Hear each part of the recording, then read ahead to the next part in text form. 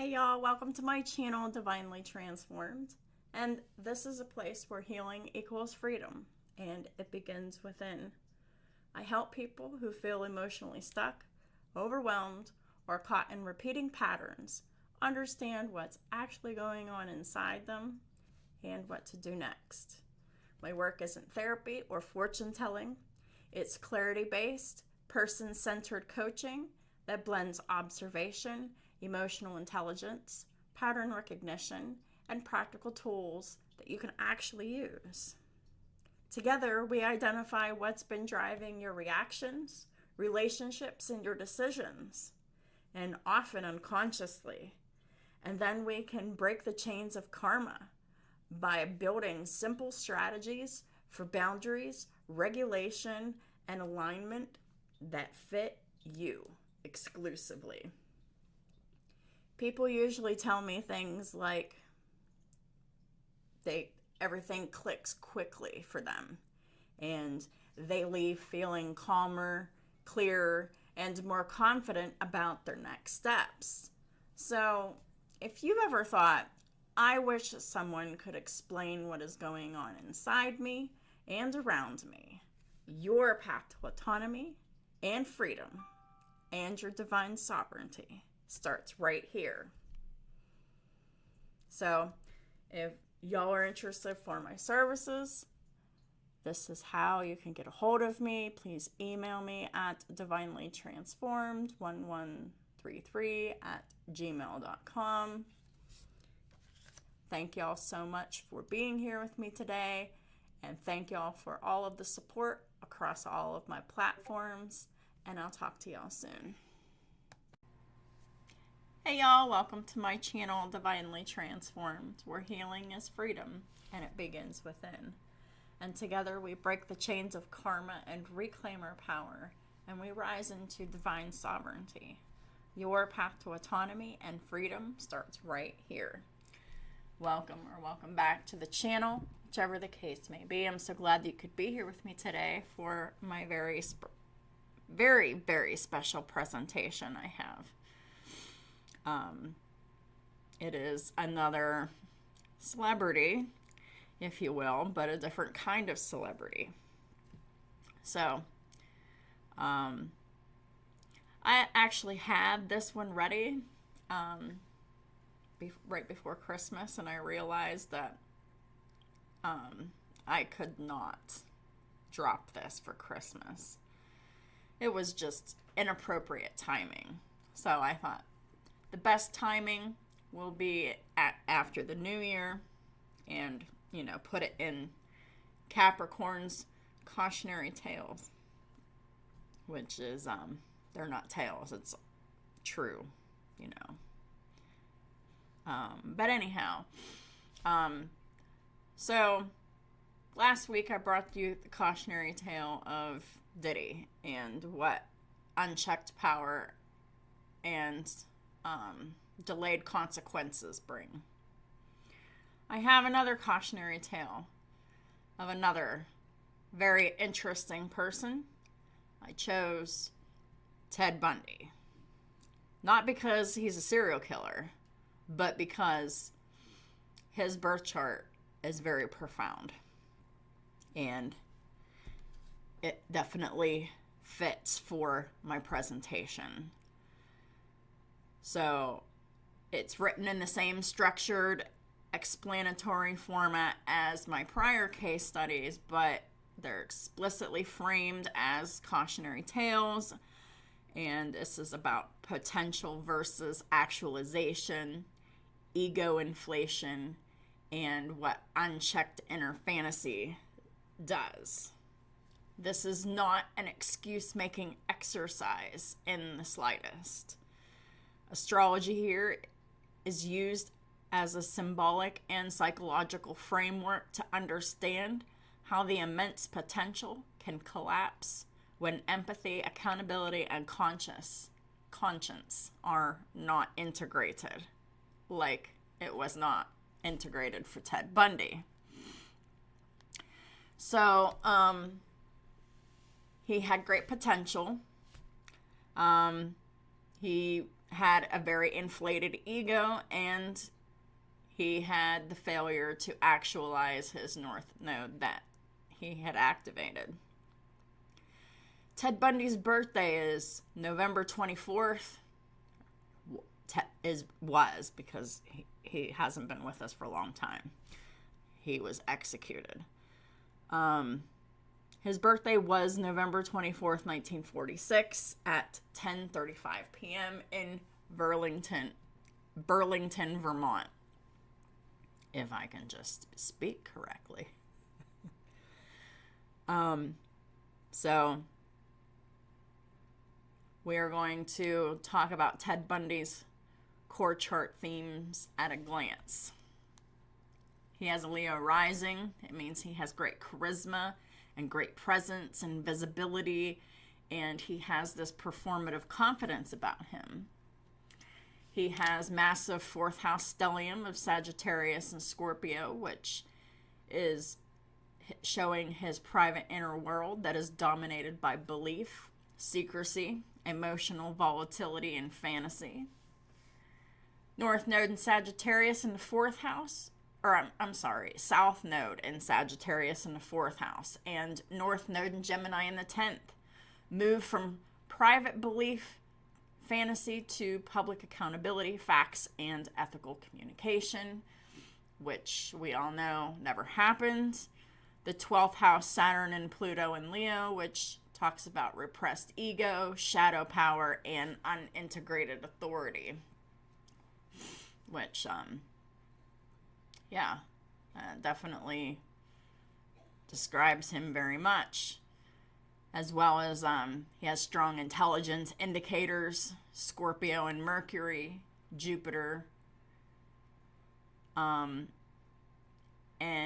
he has a Gemini North Node without ethical restraints. This is a chart of high capacity, high intelligence, and high danger when the inner world is allowed to override empathy and reality, which is what happened in the case of Ted Bundy. So the North Node is what must be consciously developed to evolve. The South Node is what feels natural, seductive, and regressive if overindulged. There's issues in his fourth house because he has a fourth house stellium, which talks about his private psyche, early conditioning, and emotional roots, which was the whole entire foundation for him becoming the monster that he became. 10th house, public responsibility, reputation, and accountability. That didn't happen because he just got infamous. 12th house, shadow, repression, and unconscious material. Stelliums just mean obsessions and an over-concentration of energy. And whenever a planet is in retrograde, it means that it is internalized, distorted, or it's an unintegrated function. So let's talk about his first house. The first house is the house of identity. It's how he presents himself to the world, his charisma, his ego.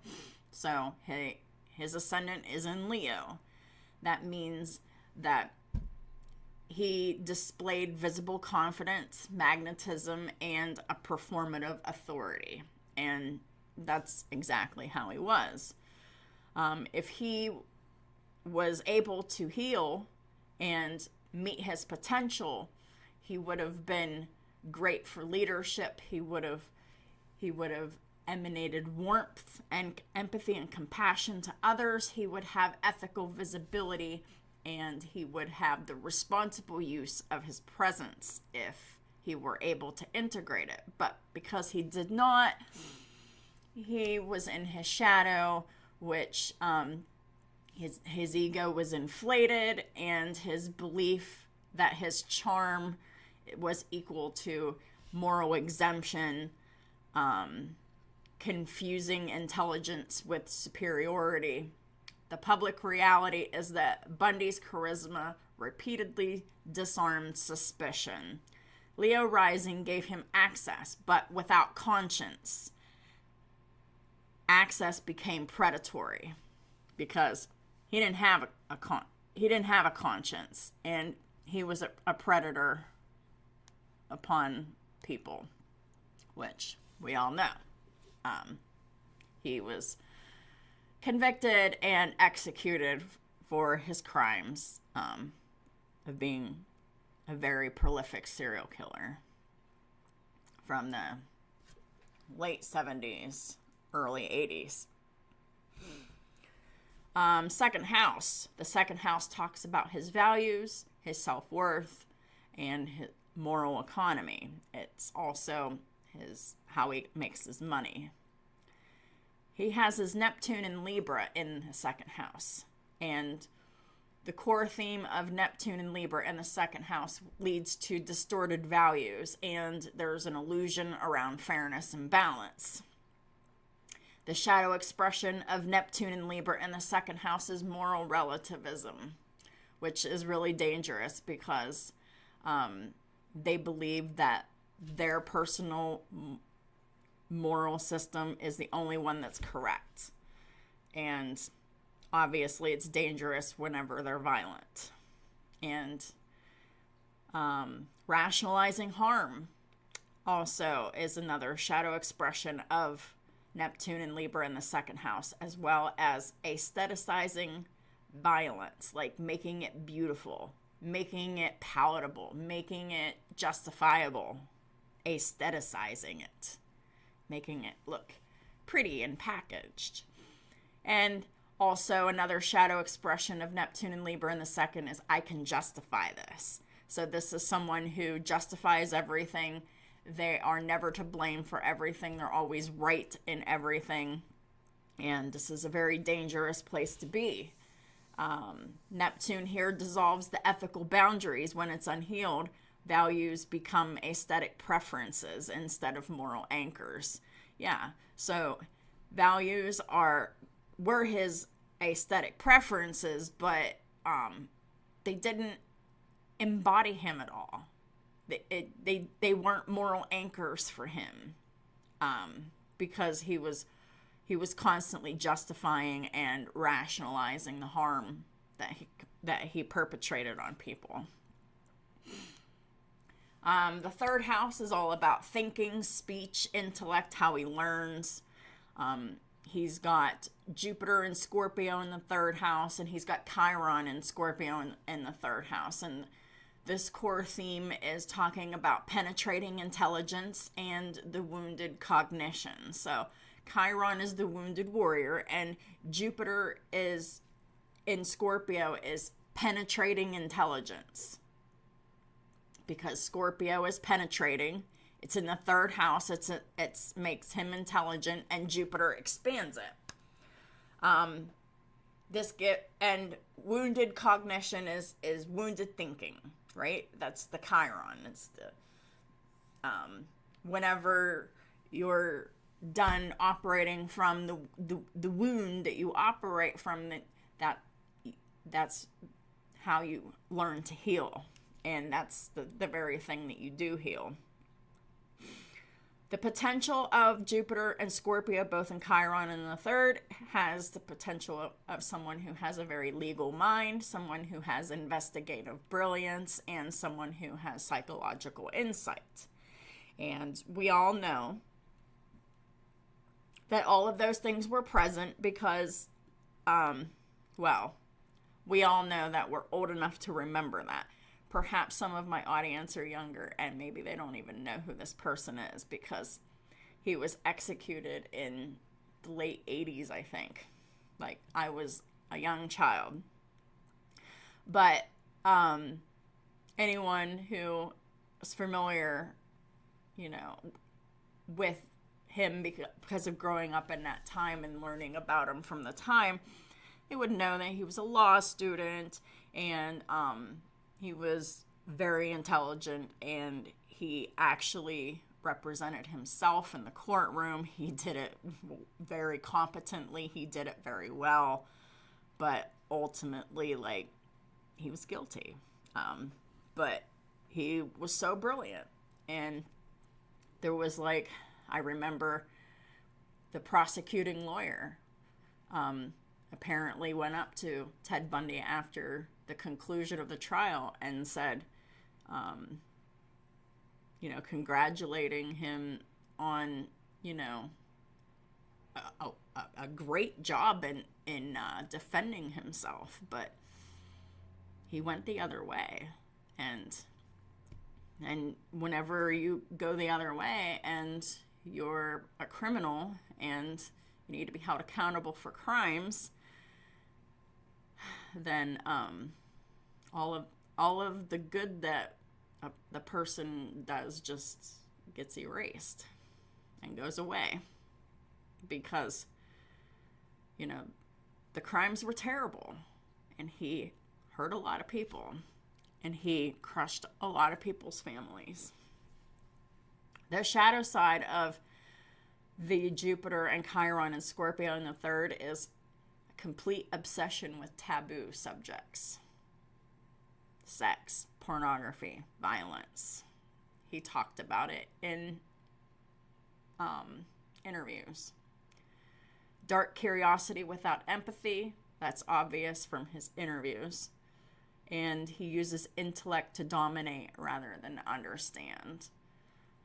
That might be less apparent, but whenever people are highly intelligent and their conscience is low, they use their intellect to dominate. They don't want to understand anything. They just want control. They just want power. And they just want,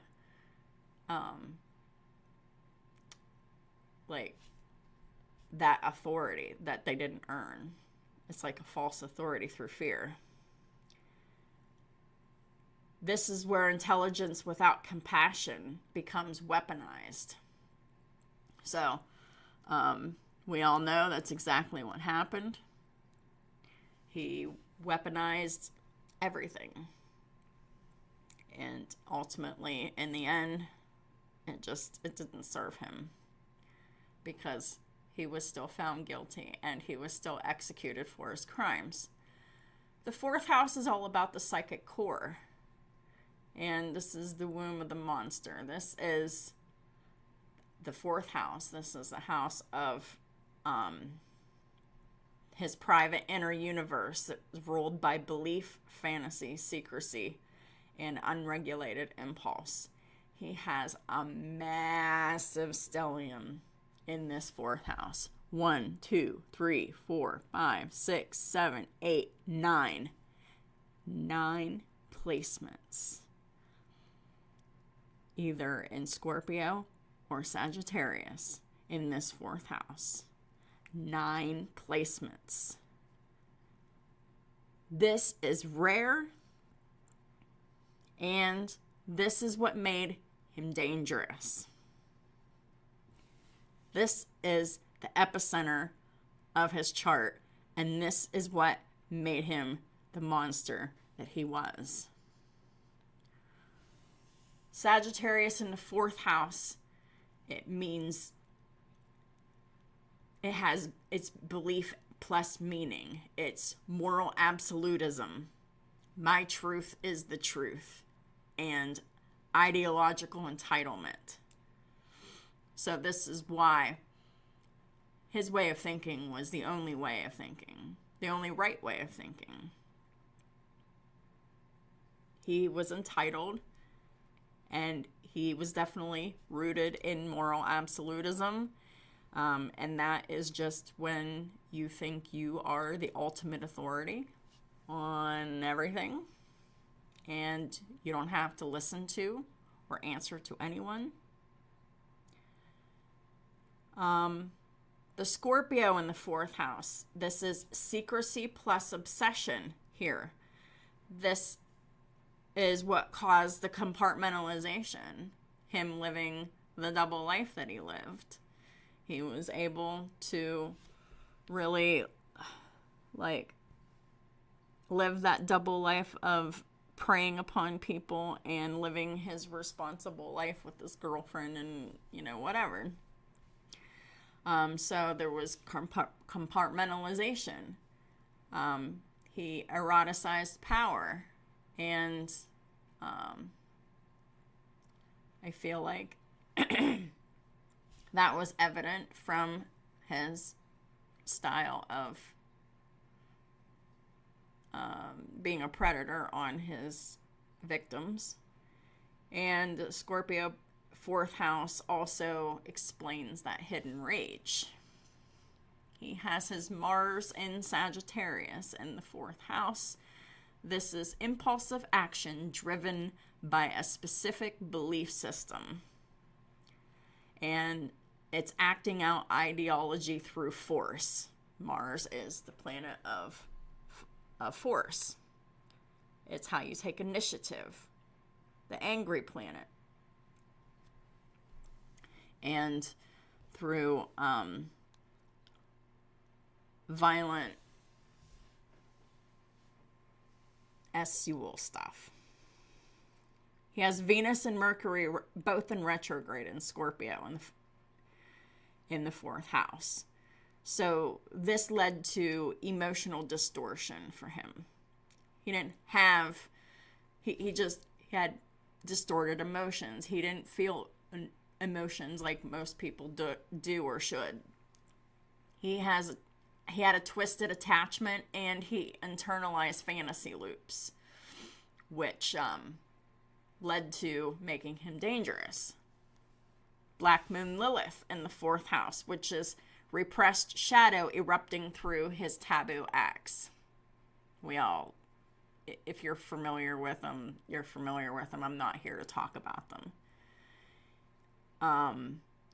And his rage was rooted in the private psyche, and it was rooted from his childhood. It was rooted from the way that he was not nurtured from his mother. So his south node is in Sagittarius in the 4th house. So this is the karmic trap for him, because he has this massive stellium. This is a major obsession where his south node also is. So this is the karmic trap that he trapped himself into. It's living in belief instead of reality, acting from internal myth, and rejecting external accountability. So that's definitely everything that happened for him. This stellium created an unchecked internal world where fantasy replaced conscience.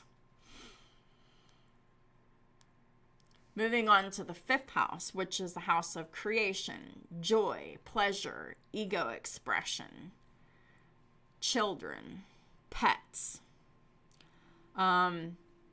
He has a little stellium in here. It's a Capricorn stellium. So he has Pallas, Pholus, and his vertex all in Capricorn in the 5th house. So the core theme of this means that he has strategic creativity and there's chain reaction consequences. Pholus equals one small choice triggers irreversible collapse. And Capricorn means control, planning, and discipline. So this shows premeditation, not chaos. So Bundy premeditated all of his crimes except for maybe the last one. Or I don't know if it was the last one, but it's the one where it was a 12-year-old girl. That was just chaos. That was very different from the rest of his murders. So definitely there were elements of control, planning, and discipline in his crimes and what he did and all of that.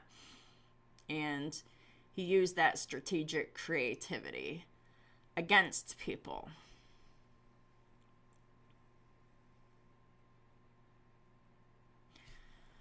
The 6th house talks about his daily routines, his ethics, his discipline. He has Ceres and Aquarius here. The core theme of Ceres and Aquarius is there's emotional detachment in daily life, failure to humanize others, and it also shows up as viewing people as systems and not souls. And yeah, he couldn't see people as humans.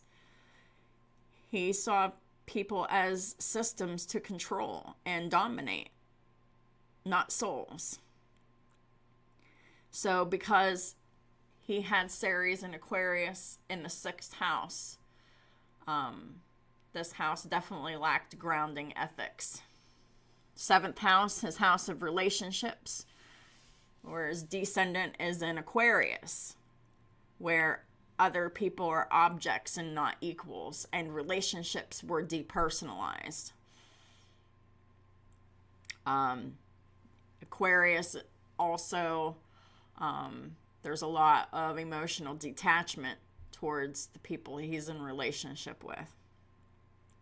And whenever you don't see people, as human beings, and you see them as objects and beneath him, I mean, that contributed to his dangerousness. So moving on to the 8th house, which is about death, power, transformation.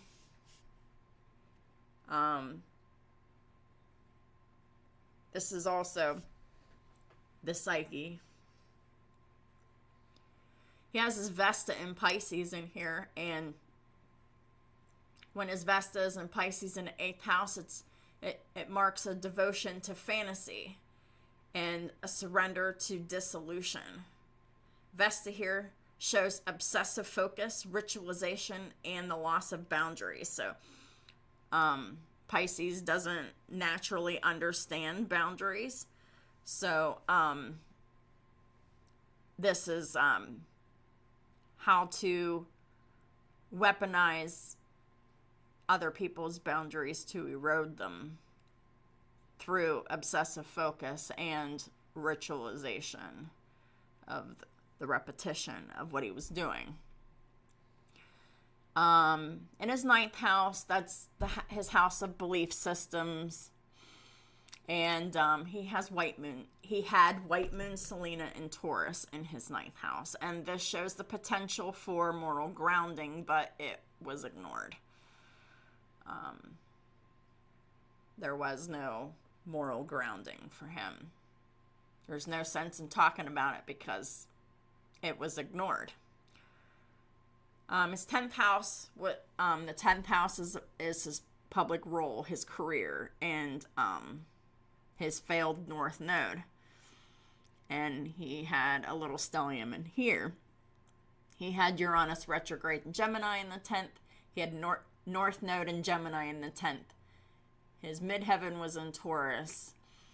And so with his North Node in Gemini in the 10th house, what this North Node required from him was accountability, facts over fantasy, ethical communication, and public responsibility. And he couldn't live up to it.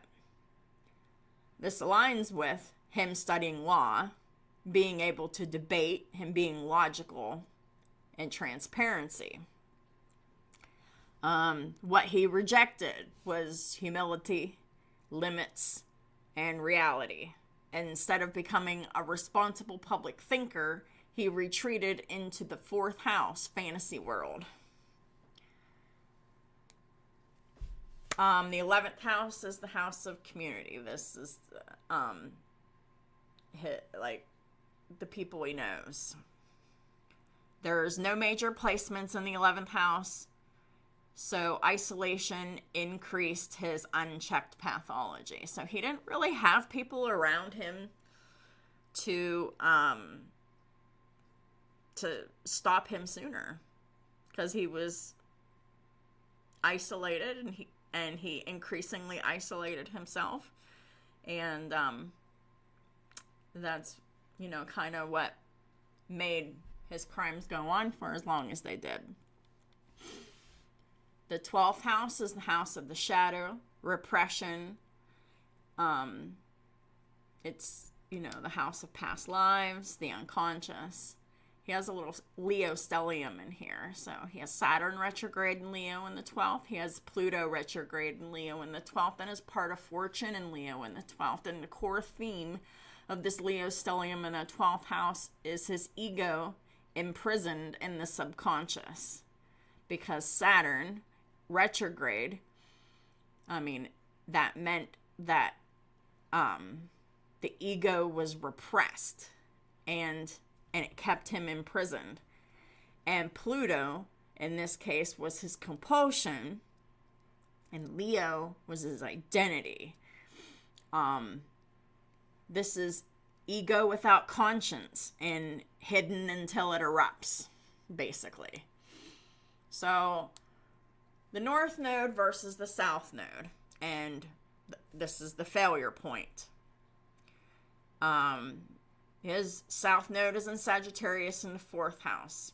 His beliefs overrode the facts. Fantasy overrode empathy, so he didn't have empathy. And I decide what is right.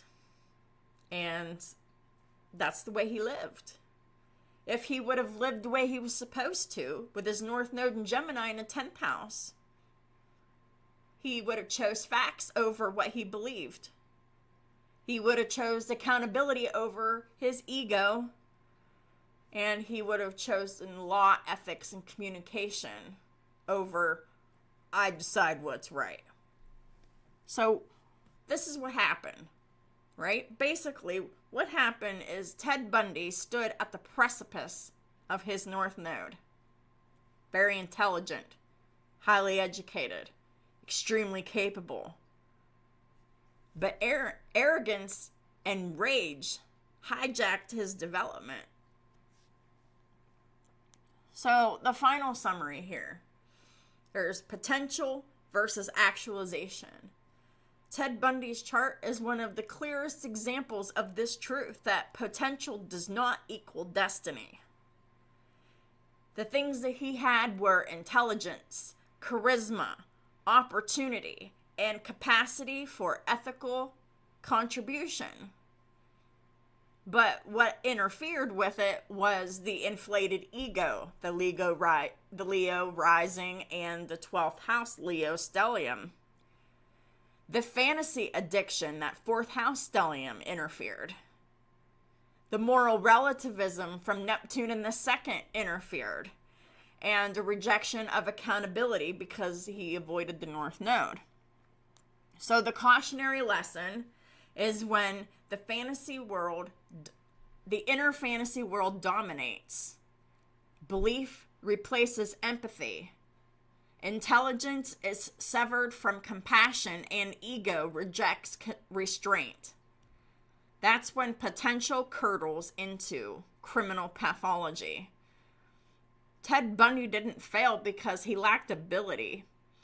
He failed because he refused humility and conscience and accountability. His chart teaches that actualization requires ethical containment, because without it, even the brightest potential becomes destructive. Yeah. That really says a lot. And I really feel that this is the best case example of an extreme case of North Node activation, but North Node failure.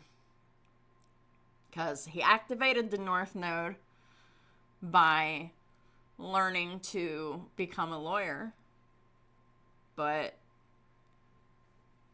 he couldn't become the lawyer because he didn't have the integrity or the ethics to become the lawyer that he was meant to be.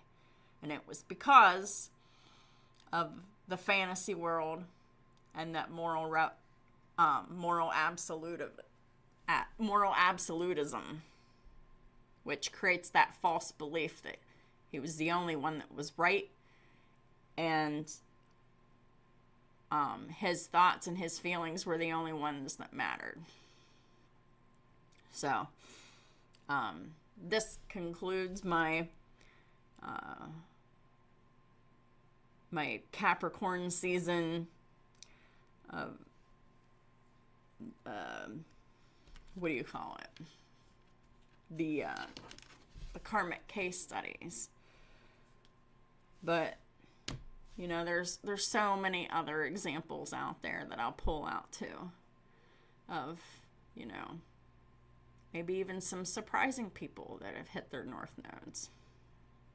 So I'll leave you with that. And if you like this, if you learned something from this, if hit that like button, it really helps me out a lot. Feel free to leave a comment and share what stood out for you. And don't forget to subscribe if you haven't already. And if you would like your birth chart read,